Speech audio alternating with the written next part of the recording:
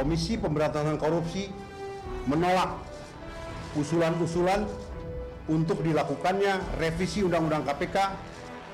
Tidak perlu dilakukan pembatasan masa kerja KPK yang disebutkan di situ paling lama 12 tahun. Ya, headlines kami lanjutkan kembali. Ini seperti tadi saya katakan, draft ini masih begitu ya, Mas Arteria ya, masih akan meminta opini publik, masih juga minta tanggapan pemerintah. Kalau pemerintah bilang tidak? Ya, kalau pemerintah bilang tidak, tentunya tidak jalan ini. Oke. Jadi teman-teman juga nggak. Kira-kira siapa yang kemudian masih jadi ada masalah? kontrol pemerintah di sini.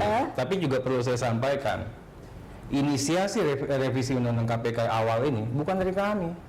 Pemerintah yang inisiat. Iya, dan itu kemudian yang kemudian di hold, entah alasannya alasan hukum atau alasannya opini publik, saya nggak tahu. Itu yang pertama. Yang kemudian yang kita lakukan di sini ya, ini hanya menata yang saya katakan tadi, menata sistem dan lembaga. Kemudian yang kedua, kita juga bicara mengenai masalah penyadapan dan perekaman ya. Tidak ada satupun keinginan kita untuk penyadapan dan rekaman itu kita gunting, tapi ya ini juga ada mekanismenya dong yang lebih elok dan bermartabat. Ini akan kita cari rumus. DPR tahu tidak kemudian kaku dan kemudian harus inisiatifnya. Ya, masih pembahasan, Bang Don. Iya. Masih panjang urusannya. Dalam konteks penguatan kami sampaikan lagi, Pak Bibi pernah masih merasakan panjang itu, ya. dan ini saya anggap mungkin teman-teman DPR melakukan tembakan percobaan. Tembakan spekulasi apakah ada lagi atau test tidak the water dalam situasi seperti ini, bahwa itu apakah akan lolos atau tidak. Tapi ya kembali lagi, memang pada akhirnya kalau logikanya teman-teman di Senayan itu adalah wakil rakyat, memang mereka harus peka terhadap suara-suara yang ada di luar ruangan itu untuk mengatakan apa. Dan kalau kita tangkap sebagai orang media, rasanya banyak yang tidak setuju. Begitu ada draft ini beredar, entah draft benar atau tidak, itu di sosmed itu luar biasa. Bang Don, kalau saya berandai-andai, pemerintah mengatakan tidak dulu. Ya, yang akan rugi siapa? loh, pemerintah dalam pengertian akan kehilangan. Ya itu dia. Jadi Mas Satria, ini dulu kan PDIP yang memulai. Dulu waktu Ibu Mega kan. Iya. Lalu kalau inisiatifnya datang dari teman-teman PDIP di DPR, nanti jangan-jangan itu yang mengakhiri. Tapi saya tidak percaya bahwa itu akan berakhir. Saya tidak percaya. Sebelum Mas Arteria, saya punya statement dari senior Mas Arteria ya ini, Mas Sinton Pasaribu. Saya sebagai inisiator yang pentingkan semangat dari revisi bentuk mereposisi dan memformulasi sistem penegakan hukum kita, khususnya dalam hal pemberantasan korupsi. KPK terbentuk ketika masa reformasi. Lahirnya KPK pada awal reformasi itu. Polisi dan kejaksaan belum efektif pada saat itu karena masih terkooptasi oleh Orde Baru.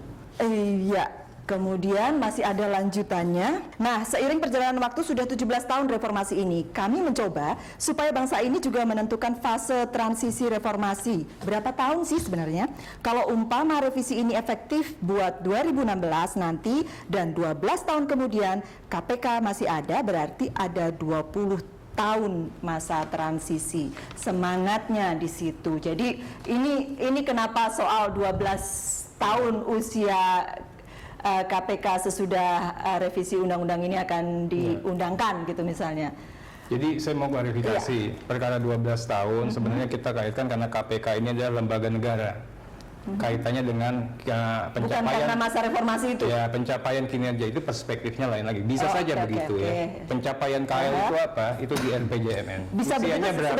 Sebenarnya kenapa masalah usianya berapa itu 25 tahun. Ini hanya untuk fairness ya. Kita bisa mengukur efektivitas kerja suatu lembaga ya dari situ. Nah, yang kedua, saya ingin sampaikan lagi.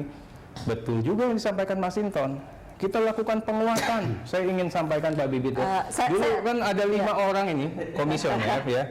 Tapi 5 orang itu mengawasi laporan yang begitu banyak. Makanya kita ciptakan penguatan apa? Harus ada dewan eksekutif yang membantu teman-teman. Kita sudah hampir sampai di bagian akhir. Saya boleh dapatkan closing statementnya pendek-pendek saja, 1 menit. Jadi begini, orang mengatakan kadang-kadang politik dan moralitas itu sesuatu yang tidak bisa disatukan. Ya.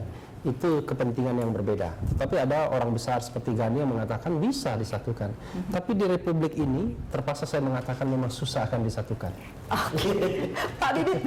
Ada dua hal ya. Pertama Ya. tentang umur tadi, 12 tahun, 25 tahun tadi. Pakai bandingan aja. Itu Singapura itu punya CPIB itu sejak tahun 52. Dia merdeka tahun 57 nggak salah ya. Tapi sampai sekarang masih ada itu lembaga itu. Ya.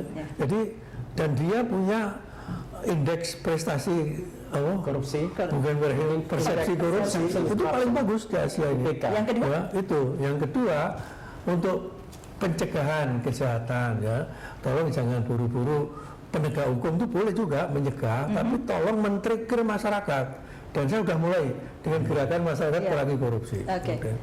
Mas Arteria. Jadi Pendek. yang saya pahami, politik itu di dalamnya sudah terkandung yang namanya etika dan moral. Artinya seorang politisi ya harus wajib menjaga dua hal itu. Yang kedua terkait dengan revisi, percayalah kita tidak akan susah-susah siang malam ini ya untuk tujuan yang tidak baik. Yang kami lakukan adalah penguatan, penyempurnaan dan penajaman fungsi KPK, dan utamanya apa? Kita tidak ingin hanya KPK saja yang besar, tapi institusi penegak hukum lainnya juga besar. Semuanya niatnya baik, tidak ada Utamanya yang jelek. penegakan gitu ya. hukumnya bisa efektif Oke. ya, tapi pengawasannya juga tetap. DPR punya niat baik dengan draft ini, begitu kan, Mas Arteria ya? Benar. Ya kalau kita lihat proses penegakan hukum kehadiran KPK itu kan ada rivalitas. Sampai sekarang ini diajak bekerja sama masih belum klik satu sama lain. Itu yang terjadi. Jadi ada rivalitas. Saya setuju bahwa itu akan ada kerjasama, tetapi lembaga seperti KPK harus tetap ada. Problemnya adalah ketika teman-teman di DPR atau dimanapun juga kan merasa seolah-olah KPK ini tidak bisa diawasi, seolah-olah super body yang tidak bisa diawasi. Tapi kalau saya jadi anggota DPR, kan DPR bisa mengawasi siapapun, kecuali MA kan karena dia kekuasaan yang terpisah.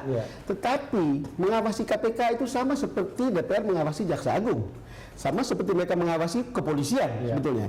Kalau saya jadi anggota DPR, kalau mereka menyimpang, saya akan ciduk mereka dan taruh di DPR, dan berkali-kali saya akan panggil mereka kalau mereka tidak melakukan pekerjaan dengan fair. Dengan begitu ada pertanggungjawaban pada publik. Masalahnya karena mereka melakukan pekerjaannya dengan baik, justru bermasalah bagi DPR. Oke. Ya silahkan, itu aja. Oke, baik. Terima kasih sekali lagi Bapak-bapak.